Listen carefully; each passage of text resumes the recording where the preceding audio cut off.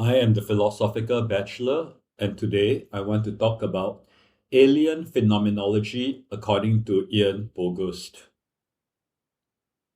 Culture, cuisine, experience, expression, politics, polemic.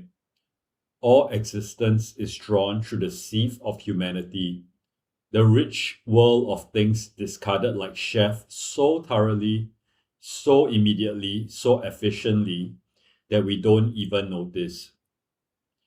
This is Ian Bogost's judgment concerning how we understand our reality. His aim in his 2012 book, Alien Phenomenology, or What It's Like to Be a Thing, is to argue that there is another way, a way to bypass the individualistic human ego-centric point of view towards all other things to really get to the thing in itself and for itself. He first argues for the importance of such a view and then subsequently offers a method to do so. To understand how we have been blindsided to the thisness of all things, he brings us through an excursion of Western thought that led us to this moment. George Berkeley's idealism is one extreme, where the subject is the only existent being, all other beings convincing figments of the subject's imagination. Even if we admit an external world, according to Immanuel Kant, we can only know their representations and never how they really are, since all perceptions are filtered through the structure of our consciousness. In any case, citing Jacques Derrida, even if we can access external things directly, we only can know them in a limited way since they are always only coming to us from a particular aspect in a particular context. Bogost borrows from Quentin Meillassoux the term correlationism to express how things exist only as a correlate between mind and world, where if things exist, they do so only for us. If a tree falls in a forest and no human being hears it, it not only does not fall, it does not even exist. Meillassoux raises correlationism not because that is his belief, but to critique its poverty. By splitting the world into human versus nature, human nature is allowed to be multifarious and complex, but the natural or material world is only ever permitted to be singular, Bogost explains. Speculative realism has emerged as an approach to counter this inclination. To be a speculative realist, one must abandon the belief that human access sits at the center of being, organizing and regulating it like an ontological watchmaker, writes Bogost. He refers to object-oriented ontology, the work of Graham Harman. Harman's thesis is that there are all sorts of things in the world, and that each thing should be taken seriously as a thing in itself and not just as a thing for us. They have relations with human beings and also other things, but these relations are not enough to define their being, what Harman calls overmining and Bogost calls social relativism. They are also not reducible to their parts, such as their atoms, what Harman calls undermining and Bogost calls scientific naturalism. Harman proposes a flat ontology, where human beings are not superior in consideration to things. A hammer, a speck of dust, a cat, a tree, a germ, and a person are at the same level of consideration and of equal importance in such an object-oriented ontology. Just as a human being does not take precedence over other living things, a living thing does not take precedence over non-living things. Life is just one form of existence, no superior to the existence of non-living things such as hammers or rocks.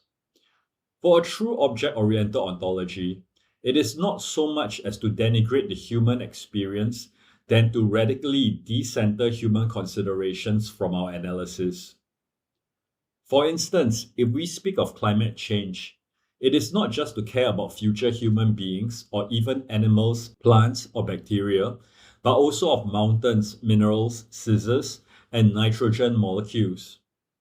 We can care for human beings since we are also one among many things.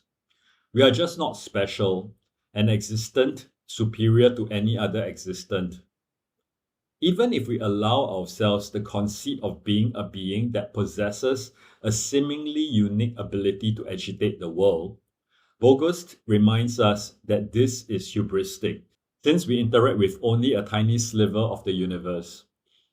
Instead, what object-oriented ontology is suggesting is a democracy of objects, where the drying of a piece of wet cloth is of as much interest as, say, finding a cure for cancer.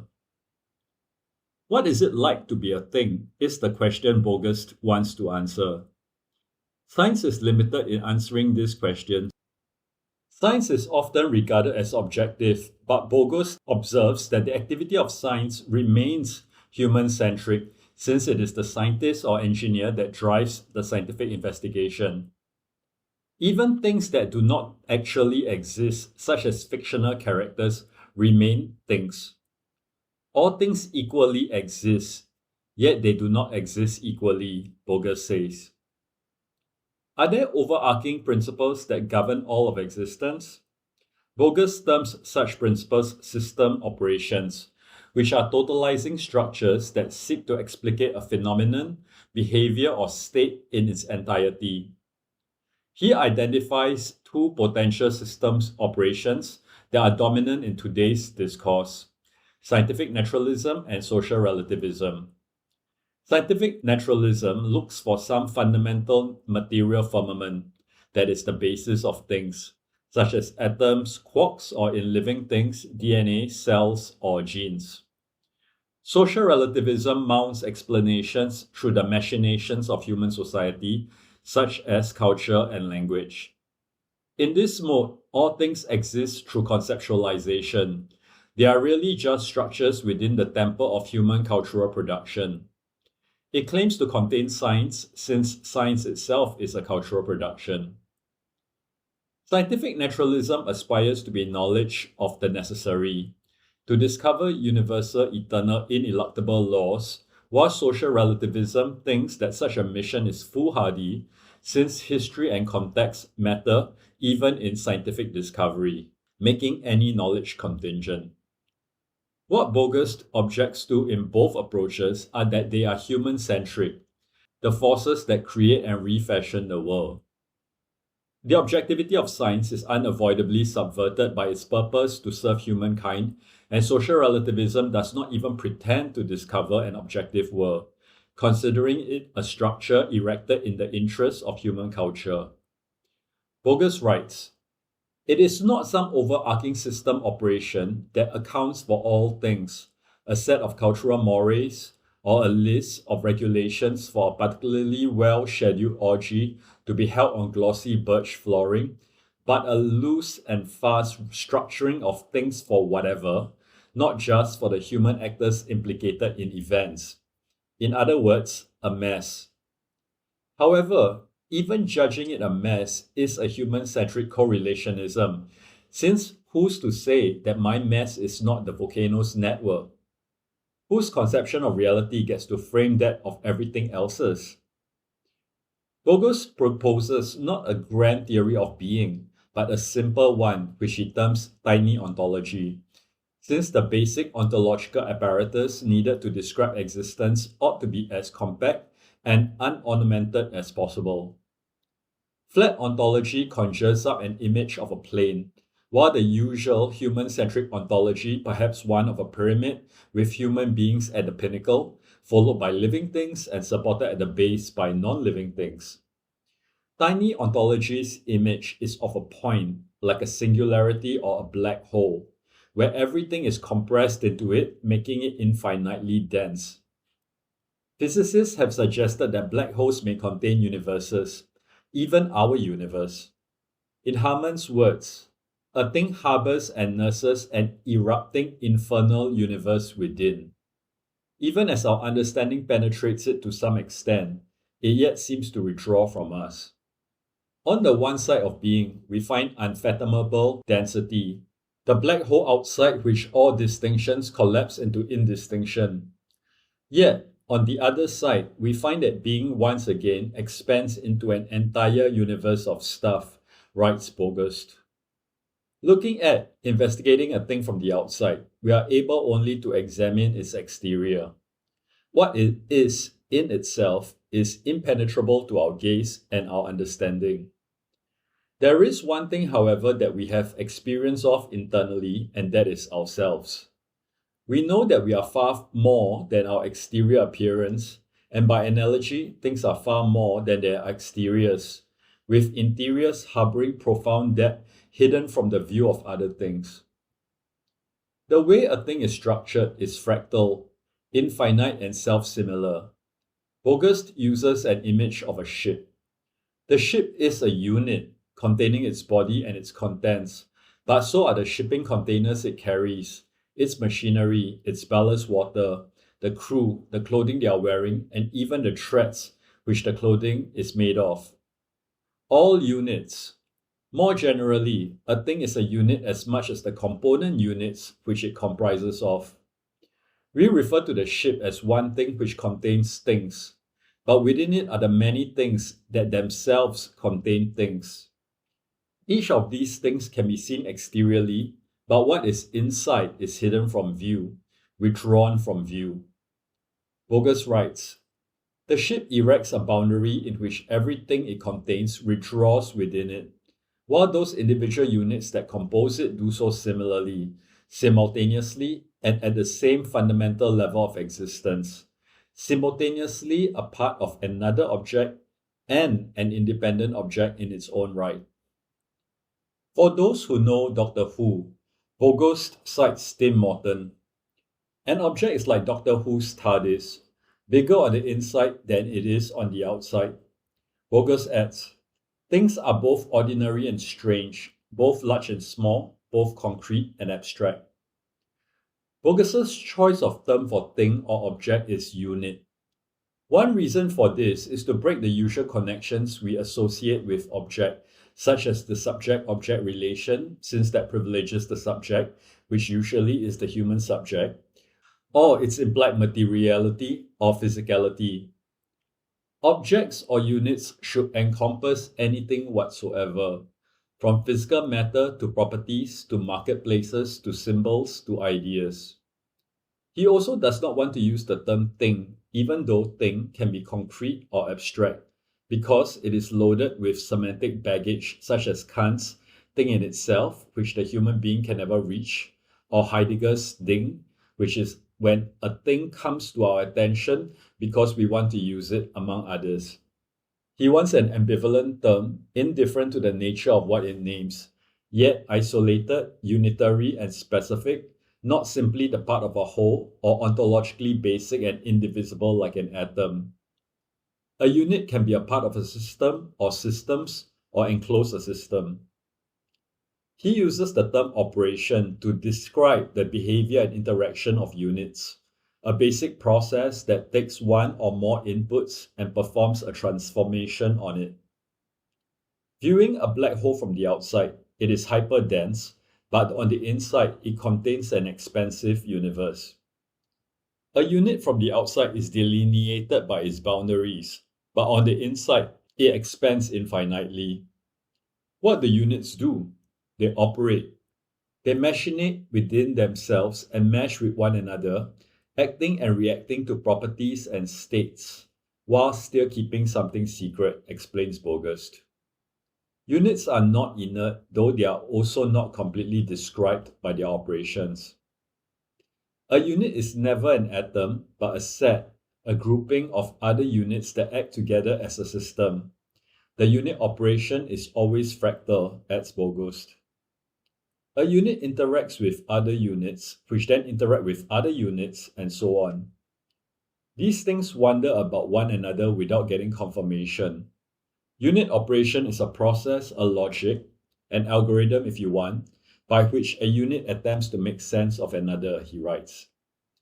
Since objects are all fundamentally different from one another, each one has its own approach, its own logic of sense-making, and through this relation, they trace the real reality of another, just as the radiation around an event horizon helps an astronomer deduce the nature of a black hole. The astronomer cannot directly see the black hole, since light cannot escape it, but yet she can infer its existence in other, albeit indirect ways. Similarly, a unit cannot grasp the entirety of another unit, but it can know something of the other through its interaction with it, limited as that may be. Bogost advocates for a pragmatic speculative realism, where we not only theorize but treat seriously the inner life of things.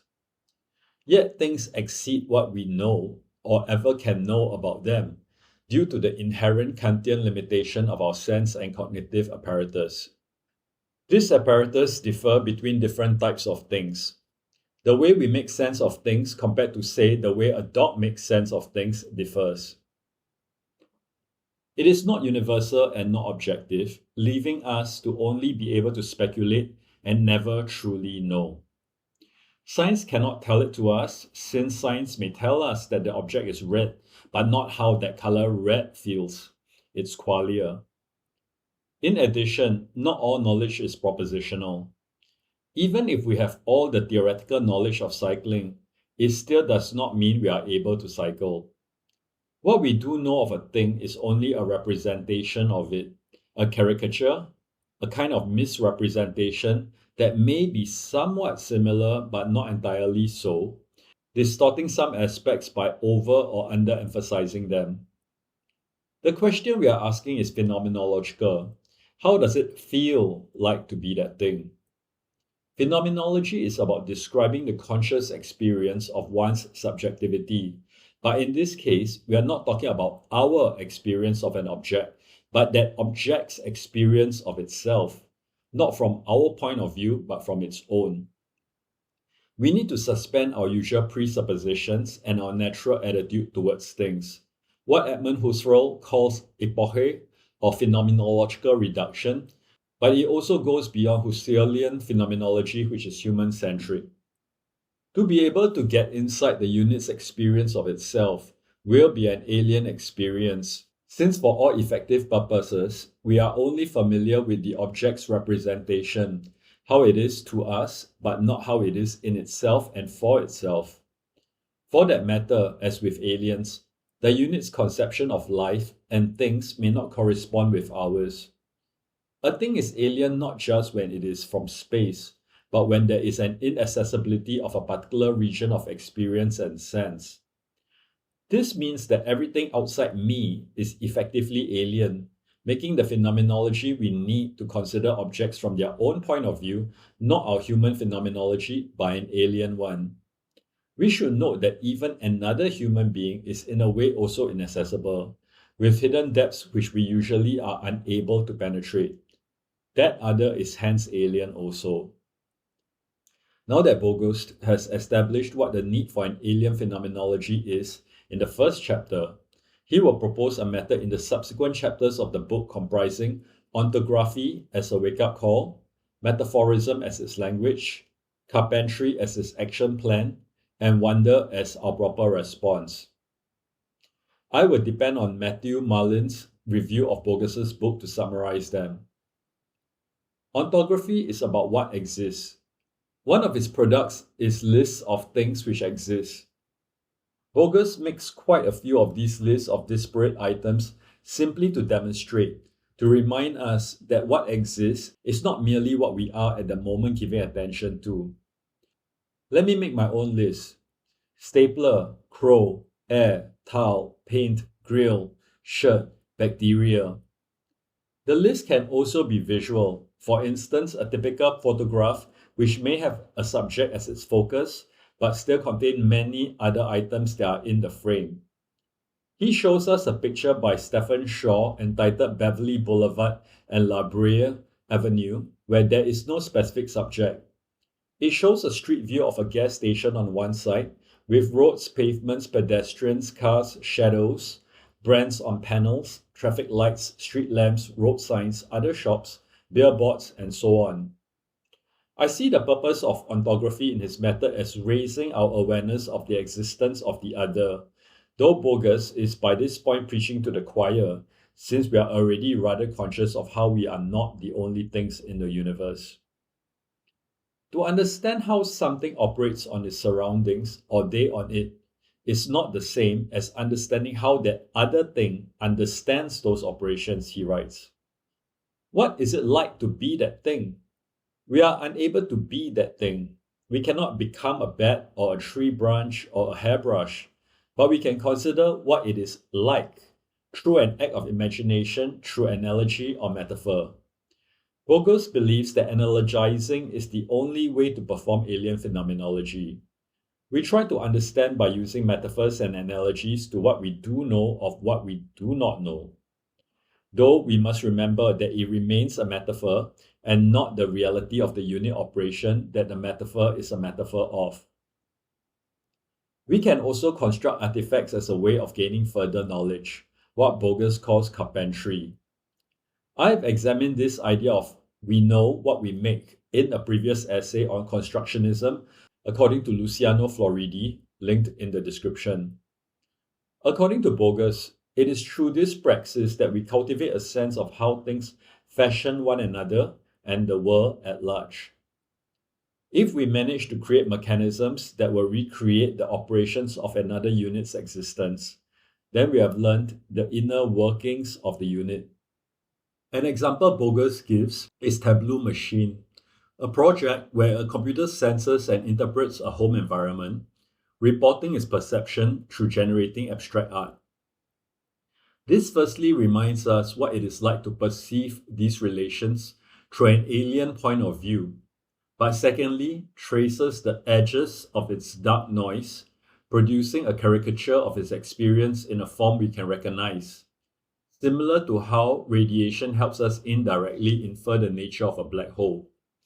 It is the best we can do simply because we can never truly get to what the being of the unit is. Mullins explains, because we must satisfy ourselves with metaphorism and carpentry, the attitude of the philosopher must be one of wonder. Bogost writes, the act of wonder invites a detachment from ordinary logics, of which human logics are but one example. This is a necessary act in the method of alien phenomenology. He adds, to wonder is to respect things as things in themselves. How far this respect goes is an ethical issue. Each thing by nature is self-preserving even in its inertia. If each thing is equally valuable as existent, it implies that sacrificing oneself or another living thing in order to preserve a non-living thing may be justified. This may strike the reader as an absurd conclusion since ethics usually concerns the relations between human beings and at most sentient creatures. To wonder if it is ethical to hammer a nail since it may feel pain, or if it in fact wants hammering to fulfill its destiny as a nail, leads once again to an anthropomorphization or metaphorism which is unwarranted or misguided, precisely one of the lessons of alien phenomenology. Bogost asks, when we speak of things, are we prepared to equate their forces with their ethics? Is what a thing tends to do the same as what it considers noble or right? Do moral qualities exist as central qualities in objects? Bogost thinks not, since our attitude towards the use of the object is not reciprocated. The tofu does not care, better, is not even aware of its eater's veganism. He points out, there are also multiple conflicting theories of soybean ethics. What is good for the tofu may be bad for the bean, and which then should we as human beings care about? Bogost speaks of this to highlight the limits of metaphorism. My take is this. Metaphysics does inform ethics. If the world was created by an all-powerful God who has revealed commandments, then it may make sense to obey them. If not, then not. However, metaphysics is not ethics' only determinant. Ethics also has its own sets of internal determinants. For instance, in the trolley problem, the metaphysics of the person on the track is not in question.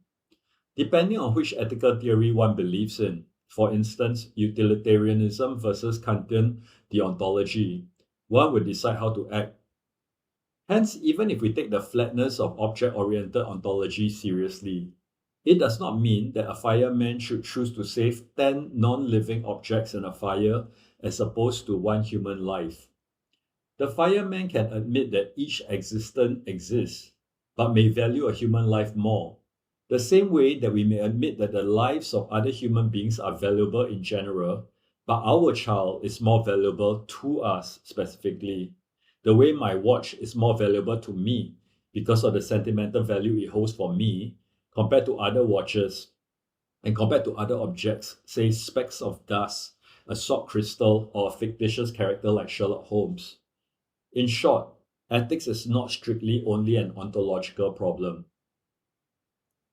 In conclusion, Bogost presents an intriguing extension to an already intriguing object-oriented ontology, where objects should be taken seriously in itself and for itself and not just as things for us.